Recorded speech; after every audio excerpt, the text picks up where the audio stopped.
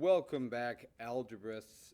Today is October 27th, and sorry that I can't be here with us today, but even though I'm not here, we're still going to be able to knock out the rest, or continue on at least, from last Thursday, where we were looking at Chapter 2, Section 6, the quadratic formula.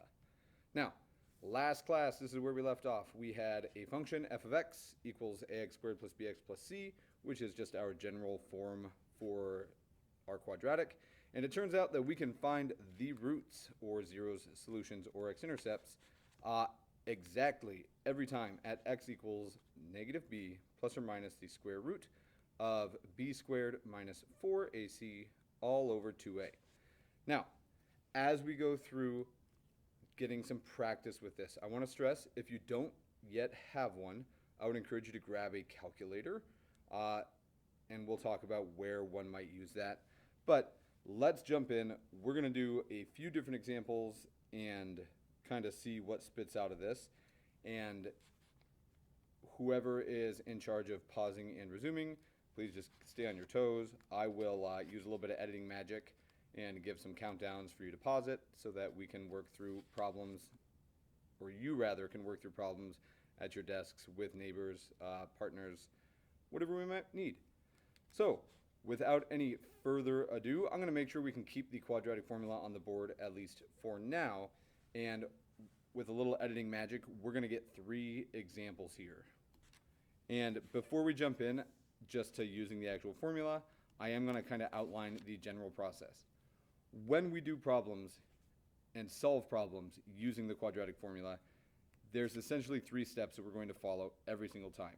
So if you are in favor or you prefer to have these nice little detailed, here's what we would do first, let's knock it out. So step 1 of any sort of problem that we're solving, if we're going to use all these numbers, we need to make sure that we identify the values, and I'm just going to say identify A, B, and C. We need to be able to see what are these variables. And recall they come from ax squared plus bx plus c, so these are the coefficients that we'd find in our expression. Okay, once we have A, B, and C found, step 2, we're just going to go ahead and plug in. Plug in to formula. Now, if I'm talking formula like this, just to be super clear, I'm referring to the quadratic formula right here. And then lastly, step 3, we are going to simplify. Now, when we do our simplification, you may want to have a calculator just to help with the fractions and stuff that we might get out. We are going to simplify any and every time that we have the option to. Sorry, awkward pause there. So, now that we have step 1, identify A, B, and C, step 2, plug in, and step 3, simplify, I'm going to get 3 problems up on the board, and we will go ahead and look through a few together. I'll give you some time to look stuff at your own, and then we'll reveal the solutions and such as we go. So, here are our 3 examples that we're going to start with, and I will give you a moment to go ahead and get at least A written down, and we're going to go through these together. Now, my gut tells me that after A, some of you in here are likely going to be comfortable in trying to solve some on your own, and I'm totally cool with that. I will pause it and give a countdown before revealing B and C. So, here we go.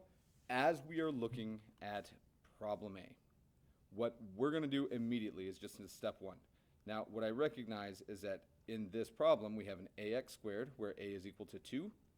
We have a bx, where b is equal to 6. And we have a plus c, where c is equal to 3.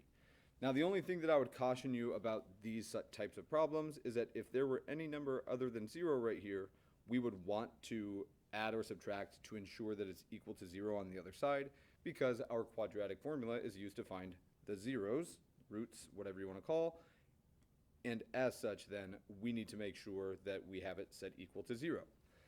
Okay, once we've identified A, B, and C, we're good with step 1. Now, step 2 is just a matter of plugging into this formula, and here we go. I'm going to just immediately jump in and I'm going to plug in a, b, and c into the quadratic formula. So here we have negative b, and if b is 6, then we have negative 6 right here. That's my negative b. Plus or minus, and we have to make sure we have both of these, the square root of, and I'm going to, anything inside of here that we're going to do inside of our radical, it's called the radicand. Anything in here, we're going to put parentheses in when we substitute to avoid mistakes. So here we go, negative 6, or negative b, plus or minus the square root of b squared, minus 4 times a times c. And I'm just getting these values right from directly above, minus 4ac, all over 2a. Now, as we look at this, if you need to use a calculator, I have no issue with you helping to simplify here. The one thing that I would caution is these parentheses. I suggest them for a reason. If we have negatives anywhere in here, things start to get a little wonky, so always try to use these. And let's just clean it up. I'm just going to simplify now. So we plugged in, boom, and now it's just a matter of simplifying this down. So here we go, negative 6 plus or minus the square root. And I'm going to expand everything here. 6 squared is 36, minus 4 times 2 is 8, and 8 times 3 is 24, so it looks like minus 24, and all of this gets divided by 2 times 2, which is 4 in the denominator. And as long as we take little steps, we can avoid all of our mistakes, and hopefully things will shake out pretty nicely for us. So we'll keep kicking. We have negative 6 plus or minus the square root, and I'm just going to see that 36 minus 24 gives me a lovely value of 12, all over 4. And we may, and you may look at this and say, oh yeah, sweet, I'm done. But we always want to make sure we simplify as far as possible. And one of the things that we're going to use is the fact that we know how to simplify radicals. So I'm going to just make a little note here, and I'm going to do it in red. Notice that the square root of 12, we could rewrite this as 4 times 3. And I could have done it by 6 times 2 as well. However, when we are simplifying our radical part here, what we want to make sure that we have, if possible, is one of the numbers that we break down 12 with should be a perfect square. And the reason that we do that is because I know that the square root of 4 is a 2, so I can take a 2 out, and then we are left with 2 root 3 inside. Now, I'm doing a little bit of the simplification in this problem, just off to the side, so that it flows a little bit more nicely as we actually look at the whole problem, and hopefully the color change makes that fairly evident. So, as we use 2 root 3 instead, we'll just rewrite this expression, negative 6 plus or minus, and instead of the square root of 12, we just did the scratch work to see 2 root 3, and that's all over 4 still. And the last little piece, as I look at this expression and as you look at this expression, it is my hope that we can see in the numerator between this 6 and this 2, we have a common factor. So I'll go ahead and factor out a 2. And if I factored a 2 or divided negative 6 by 2, it'd be left with a negative 3. We'll keep our plus or minus, and this would be 1 times the square root of 3 because I factored the 2 out of this. But I'm just going to keep it as root 3. And that's all over. And instead of 4, I'm going to write 2 times 4. And I know it looks silly here, but I'm doing this very specifically so we can see 2 over 2 divides out. And it looks like I can see both of my roots at this point. And that should be a 2 here. So let me fix that. That should be a 2 right there. And there we go. And looking at this, we have 2 roots. And we can't simplify anything else. All I'm going to do is rewrite each of these roots using these signs. So one of them is going to get plus, and one of them is going to be minus. So here we go. We'll write them both out. The first root is negative 3 plus the square root of 3 all over 2. And we've taken care of the plus. And the other root then would be x equals negative 3 minus the square root of 3 all over 2. Now, with problems like these, and in fact, every single problem that we want to solve, I want it to be clear. I want two things to be super clear. First, the quadratic formula will ultimately work for every single quadratic that we try to solve. Now, on the flip side of that, all of our other factoring methods, the greatest common factor, our difference of squares, perfect square trinomials, grouping, leading coefficient of 1, all of those are still available and should be used. The quadratic formula should be our very last step if everything else fails. Okay, so it is just a matter of plug and chug through here. Now, I'm going to do a couple of things, and I'm going to have all three of the examples here. But for our first one, go ahead and take just a moment. If you have questions, I'll give you like 10 seconds before I continue. Check with your neighbors. If we need to pause the video, please do so. Let's make sure that even though I'm not here, we can use the collective knowledge in the room to really make sense of this. So check with your neighbors, see if everybody is okay, if anybody has any questions, and we will resume in like 10 seconds.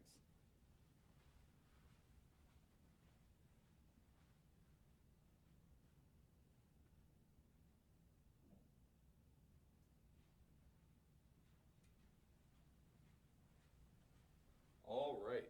So with that, if there were any questions, hopefully they got cleared up. If not, please jot them down in your notes so that we can address them or I can help address them upon my return.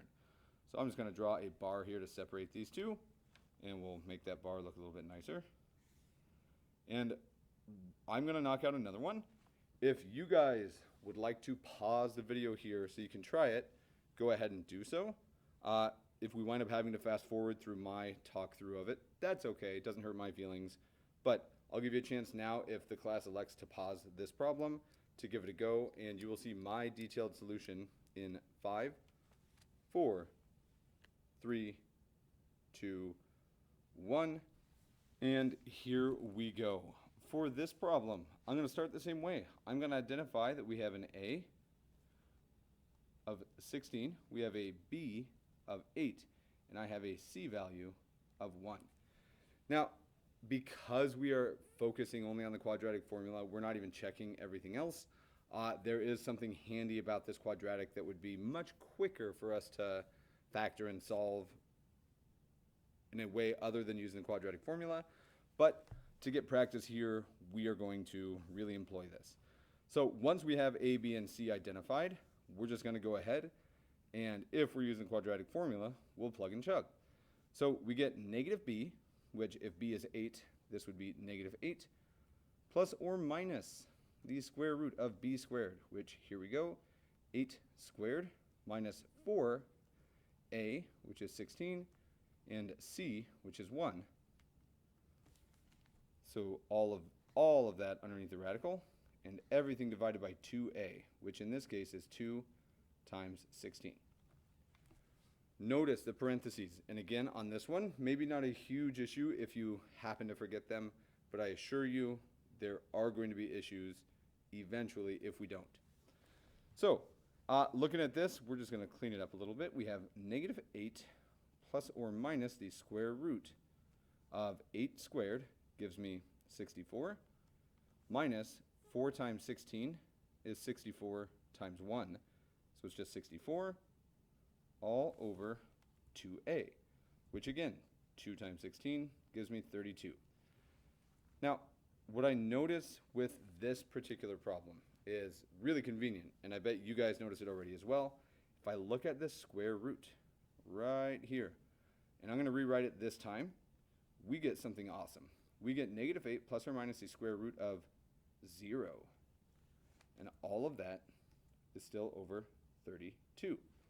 Now, in this situation, while we may not need to really and truly knock out the plus and the minus, since adding 0 and subtracting 0 are the same thing, I do want to really highlight one little piece of this.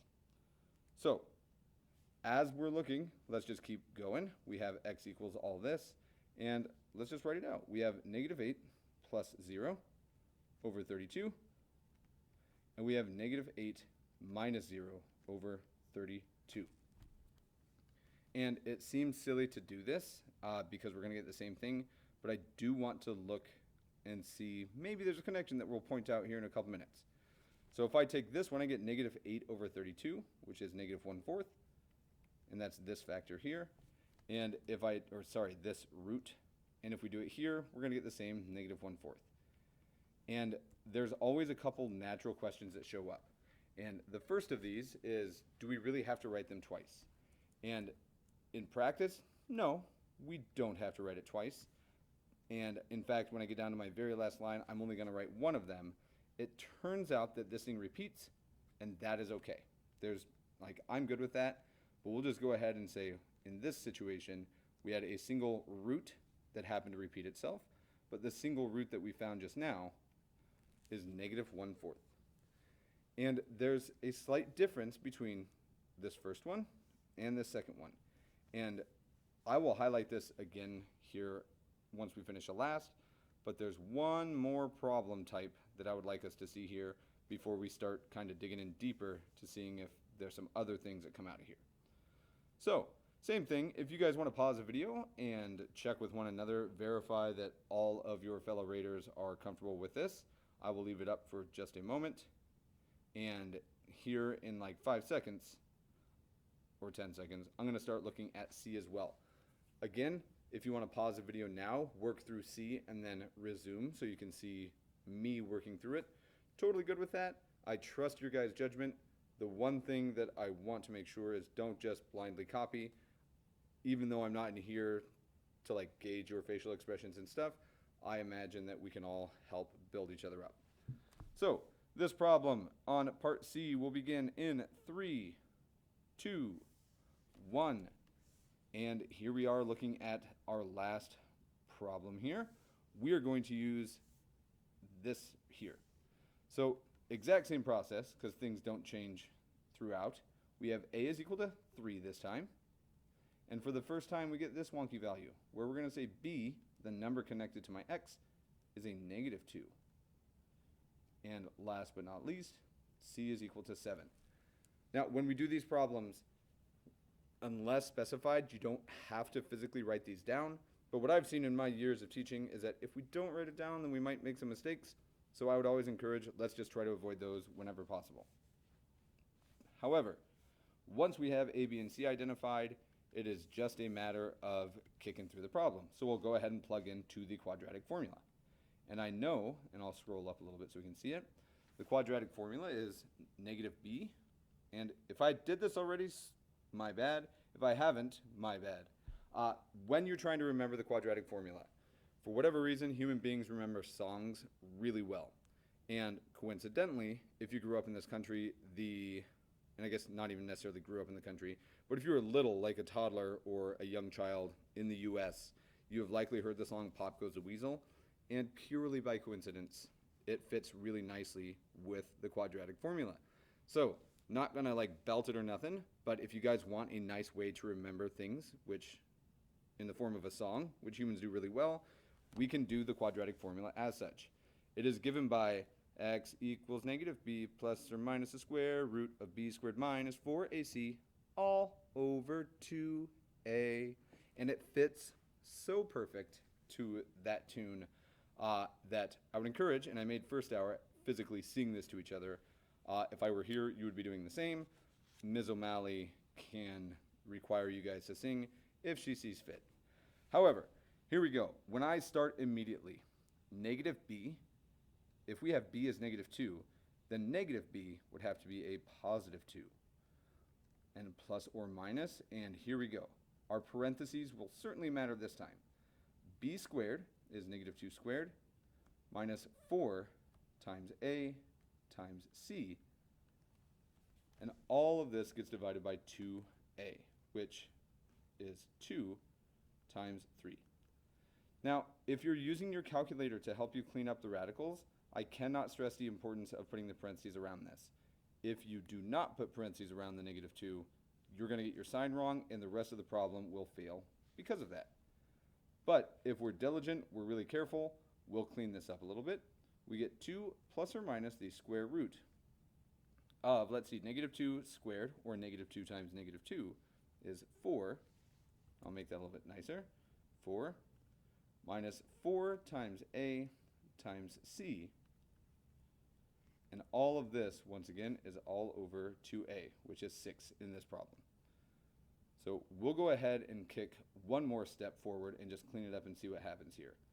We wind up with 2 plus or minus the square root of, it looks like 4 minus, and this is an ugly number, 4 times 3 is 12, times 7 looks like 84, all over 6 still, or 2a. Now, I'm going to go one step further in this specific situation and just show every little step along the way.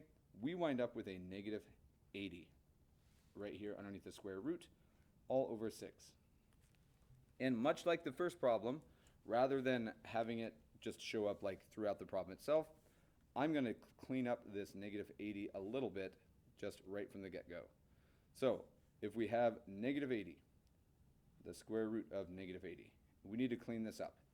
First thing that I recognize is that this thing is the square root of a negative 1, first of all, because the negative, and then I'm going to break down 80 in a very specific way. I know it's 16 times 5, and I might build a factor tree to get this nice number, but I'm doing this, recall, to get a nice square number. I know the square root of 16, and that's really convenient.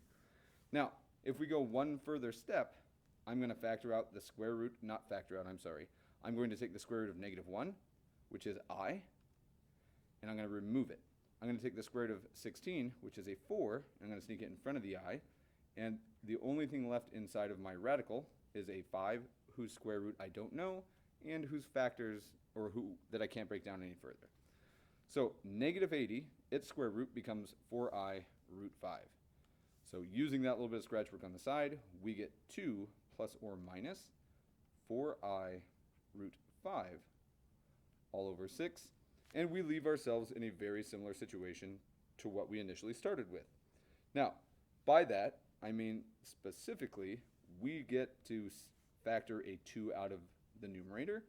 So a 2, it leaves behind, if I factor a 2 out of this, I get a 1 plus or minus 2 divided, or 4, if I factor out a 2, leaves me 2, and there's still an I, root 5, all over, and I'm going to do this the same way, it's a 2 times 3 in the denominator. And I do that so we can very clearly see that I have a 2 dividing by 2. Now, once we're here, we are completely simplified as much as we can possibly be, and the numbers are kind of ugly, but we can see 2 roots, I hope, plain as day. The first of these is 1 plus 2i root 5 over 3, and the second of these is 1 minus 2i root 5 over 3. All right. So just like we did before, what I want you guys to do is check with your neighbors. If there is an issue anywhere in this problem, please take a moment and address them with one another. And we are going to make one more big connection using these 3 problems as examples in 5, 4, 3, 2, 1. Now, I'm going to keep referencing these 3 that we just solved because I did not randomly pick these 3 problems. What I did was set this up in hopefully a nice way to make one more big connection with something that we will use. So, as we're continuing on, our first example was just 3 of these using the quadratic formula, and underneath, I'm going to keep it right here. We're going to give ourselves a nice definition, and we're going to define for ourselves the discriminant.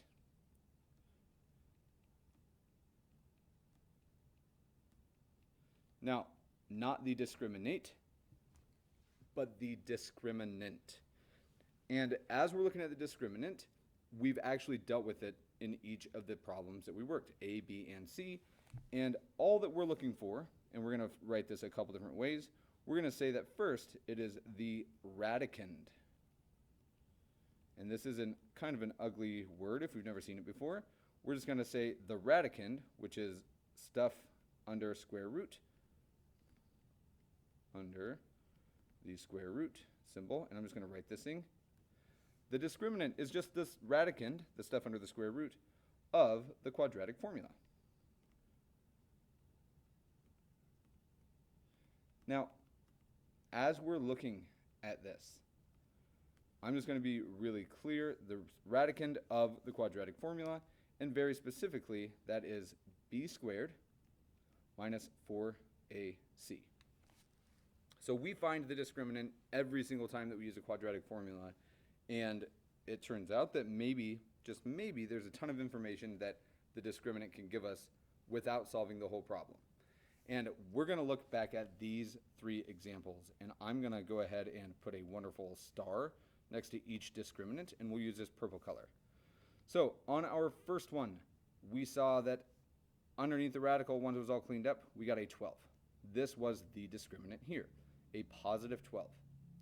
Now, when we had a discriminant of positive 12, what I notice, and I'm going to add one little statement down here. If you have room, awesome. If you don't, a little mark off on the side is cool. What I notice is that these two roots that we found, they're ugly, but they're both real numbers. We could get disgusting decimals for these if we wanted. And I'm just going to note that we have two real roots, or x-intercepts if you'd rather. We get to see this thing cross the x-axis 2 times. Okay, on our second problem, when we got to the discriminant, what we had was a discriminant whose value was 0. And here it is. This is the discriminant. That's a simplified b squared minus 4ac. And in this problem, what we wound up getting was one real, and I'm going to change language here. I'm going to say x-intercept.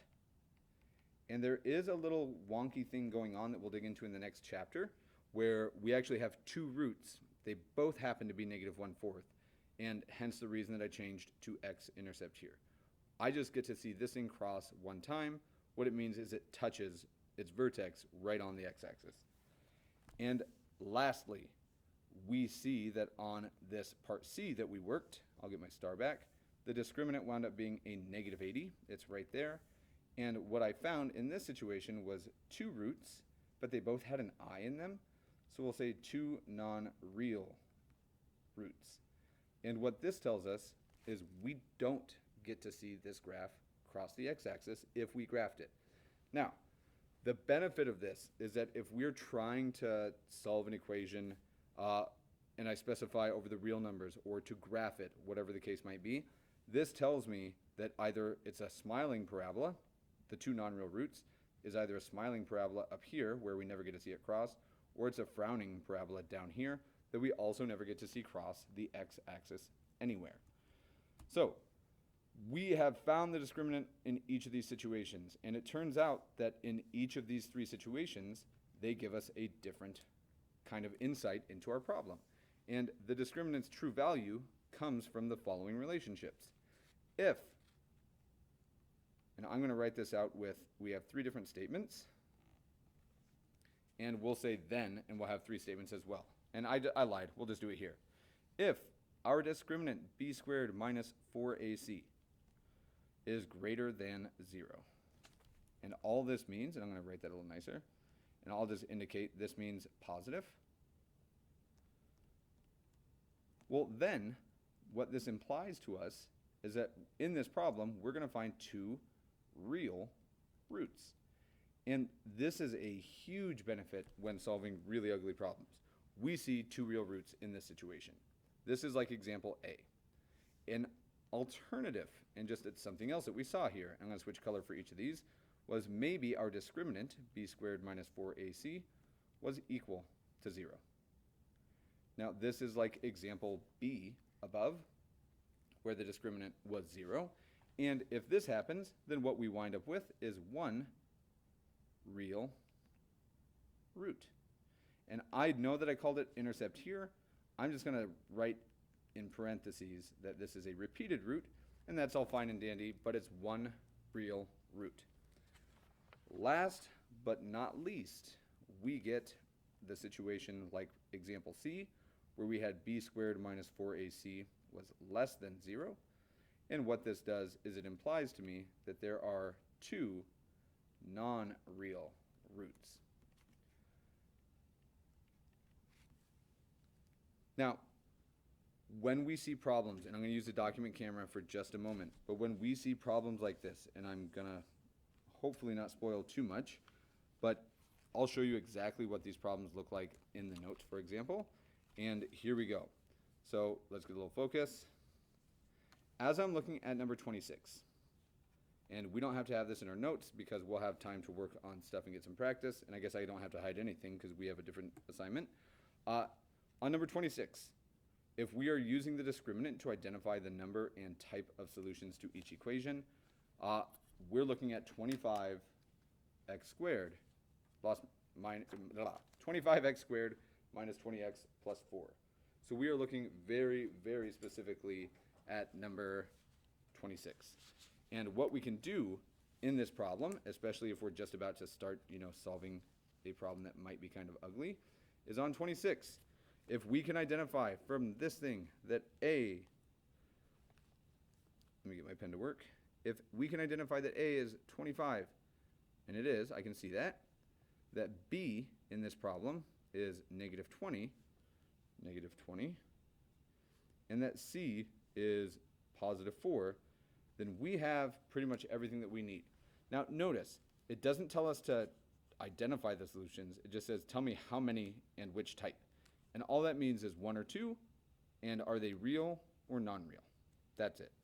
So here we go. If I don't want to have to do the whole quadratic formula, we can simply evaluate b squared minus 4ac. And we'll just plug in. This is negative 20, just kidding, yeah, negative 20 squared minus 4 times a, which is 25, times c, which is 4. And what I see here is negative 20 squared, we'll just say equals, that's 400, minus, well, that's 400 again. And that means that we get a discriminant of 0. And as soon as we get a discriminant of 0, we can then conclude, therefore, and that's these 3 little dots, this just means therefore, we know that this problem is going to have 1 real root. And we're done. So, with that, that is the conclusion of 2.6. Hopefully this video wasn't like the most boring thing that you've done today. If it was, please give me some feedback and I can adjust how I record tonight's. And Ms. O'Malley will pass out to you guys a wonderful worksheet. There's a front side and a back side. Please start with page 1, and I want you guys to work that this evening. It will be collected on the 29th, so this Wednesday when I'm back, because I will be out tomorrow afternoon as well. But please don't hesitate to email me. I will likely be in after school today if you have any follow-up questions or anything like that. But I hope you guys are doing well. Help each other, and I will see you all in the next video or around the hallways. Later, Raiders.